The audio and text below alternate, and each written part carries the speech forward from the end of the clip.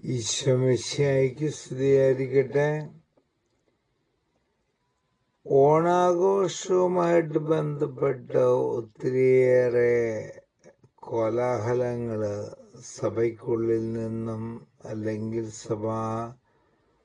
സഭയുടെ മക്കളെന്ന് അവകാശപ്പെടുന്നവരിൽ നിന്നും ഈ നാളുകളിൽ പൊങ്ങി വരുന്നുണ്ട്. അപ്പം ഞാനിങ്ങനെ ചിന്തിക്കാതെ എന്തുകൊണ്ടാണ് ഇതുപോലെയുള്ള പ്രശ്നങ്ങൾ, പണ്ടൊന്നും ഇല്ലാതിരുന്ന പ്രശ്നങ്ങൾ ഉയർത്തിക്കൊണ്ട് വന്നിരുന്നത്. പണ്ട് ഓണം ആഘോഷിക്കുമ്പോൾ ഓണം അതൊരു ദേശീയോത്സവമായിട്ട് ഒരു സൈഡിൽ കൂടെ പോകുന്നു. വിശ്വാസവും മറ്റു കാര്യങ്ങളെല്ലാം മറ്റു വഴിയിലൂടെ പോകുന്നു. പക്ഷേ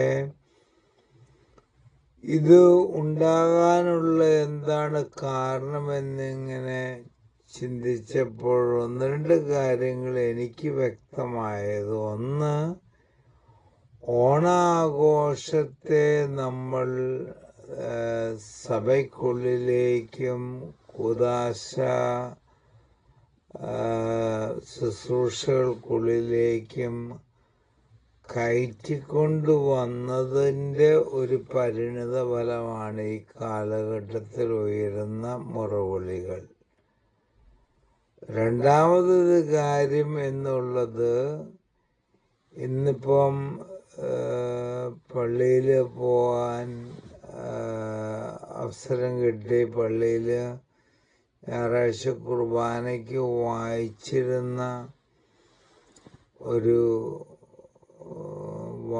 വചനഭാഗം, അത് ആദ്യ വായന സംഖ്യയുടെ പുസ്തകത്തിൽ നിന്നും 21-ാം അധ്യായം 1 മുതലുള്ള വചനങ്ങളായിരുന്നു. അതിനകത്ത് 5-ാമത്തെ വചനം, ഇസ്രായേൽക്കാര് ദൈവത്തോട് മോശയോടും കംപ്ലൈന്റ് പറയുകയാണ്. എന്താണ്?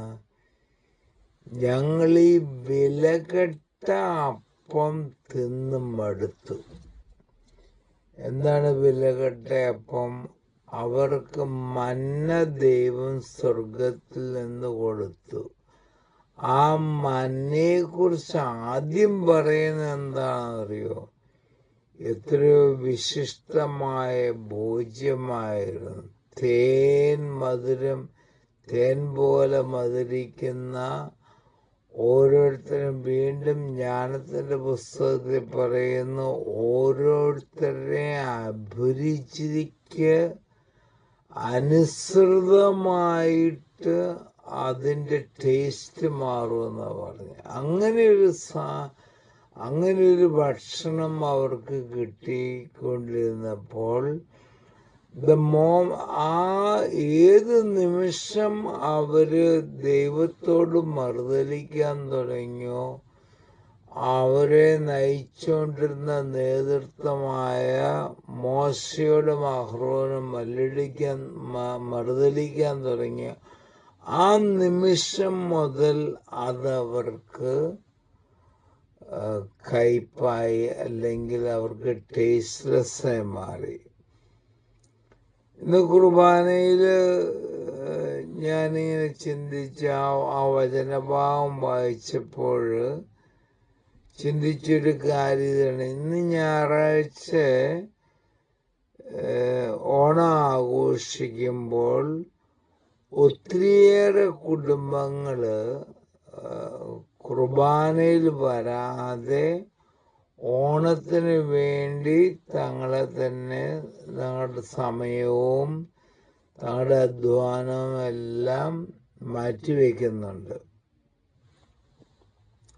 അങ്ങനെ വരുമ്പോൾ ഒരു കത്തോലിക്കനെ സംബന്ധിച്ചിടത്തോളം, ആ വ്യക്തിയെ, ആ കുടുംബത്തെ സംബന്ധിച്ചിടത്തോളം, ആ വ്യക്തിക്ക് വിശുദ്ധ കുർബാന എന്നുള്ള ആ ജീവന്റെ അപ്പം ഒരു വിലകെട്ട അപ്പമായി മാറി. പകരം ഓണം ഓണവിഭവങ്ങൾ, ഓണക്കളികൾ, അല്ലെങ്കിൽ ഓണവുമായിട്ട് ബന്ധപ്പെട്ടുള്ള ആചാരങ്ങൾ, അതെല്ലാം അവർക്ക് ടേസ്റ്റായി മാറി.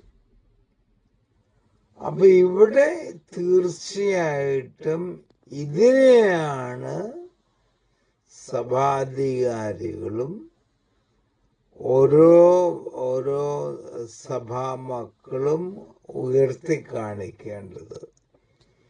ഇങ്ങനെ, അതായത് ഞായറാഴ്ച ബലിയർപ്പിക്കുക, പൂർണ്ണമായ ബലിയിൽ പങ്കെടുത്ത് ബലിയർപ്പിക്കുക എന്നുള്ളൊരു സഭാ കൽപ്പനയായിട്ടിരിക്കെ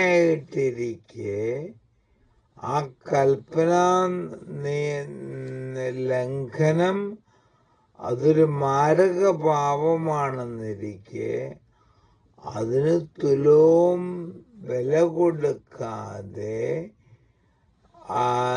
ഈ ഓണപരിപാടികൾക്ക് വേണ്ടി മാത്രം, അത് കുർബാന ഉപേക്ഷിച്ചുകൊണ്ട്, കാറ്റഗിസ് ഉപേക്ഷിച്ചുകൊണ്ടും ഓണപരിപാടികളിലേക്ക് കുടുംബത്തെ നയിക്കുന്ന ഒരവസ്ഥ ഈ നാളുകളിൽ ഒത്തിരിയേറെ ആ പ്രവണത പൊങ്ങി വരുന്നുണ്ട്.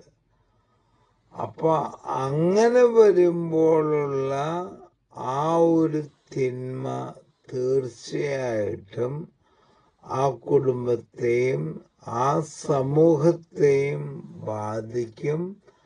അത് വിശ്വാസ ത്യാഗത്തിനും അതുപോലെ തന്നെ ദൈവനിഷേധത്തിനും നിത്യജീവൻ നഷ്ടപ്പെടുത്താനുള്ള കാരണമായി ഈ ഓണം മാറാവുന്നതാണ്.